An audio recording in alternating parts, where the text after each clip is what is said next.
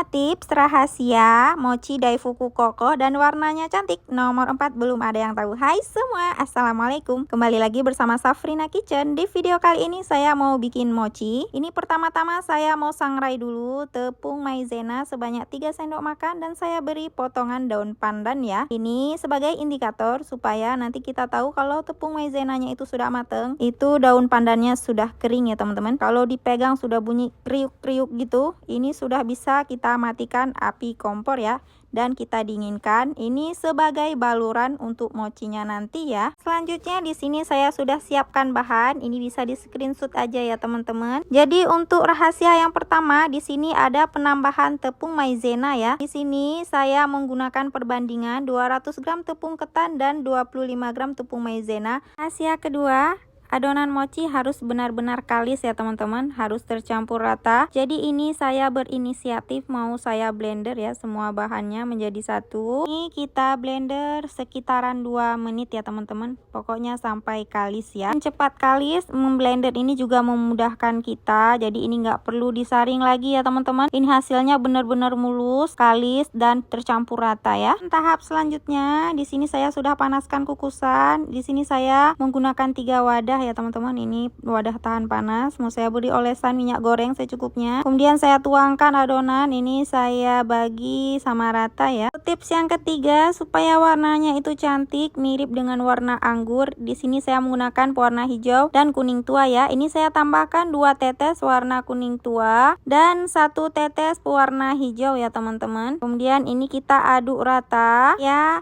warnanya itu tercampur rata ya, dan ini warnanya cantik banget teman-teman. Ini warna anggur ya, anggur hijau. Ini saya sudah panaskan kukusan. Untuk rahasia yang keempat, ini kukusannya saya menggunakan tutup ya teman-teman.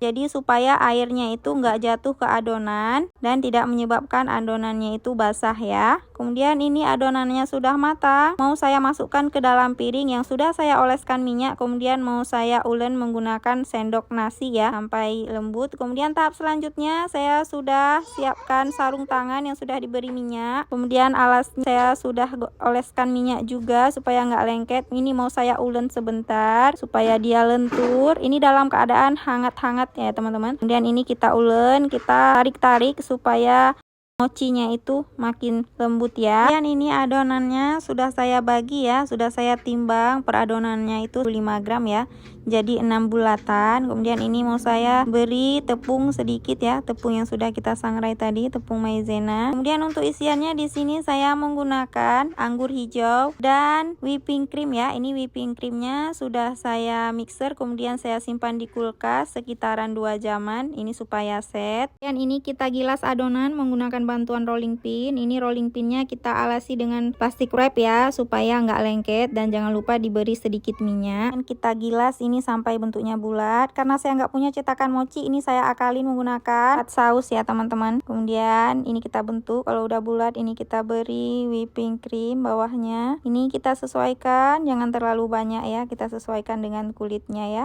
Ini kita beri atasnya sedikit, kemudian kita tutup adonannya, kita cubit masing-masing sisi kiri dan sisi kanannya ya sampai isiannya itu tertutup rapi ya. Kemudian ini kita cubit. Ini adonannya lengket ya teman-teman karena dalam keadaan hangat, jadi mudah dibentuk. Kemudian ini kita oles sedikit tepung maizena. Ini hasilnya cantik banget ya teman-teman, berbentuk bulat, dan ini siap kita taruh di atas kertas. Ini saya menggunakan kertas ukuran 10,5 ya. Ini kita sapu-sapu dan kita rapikan, dan tara, ini sudah jadi.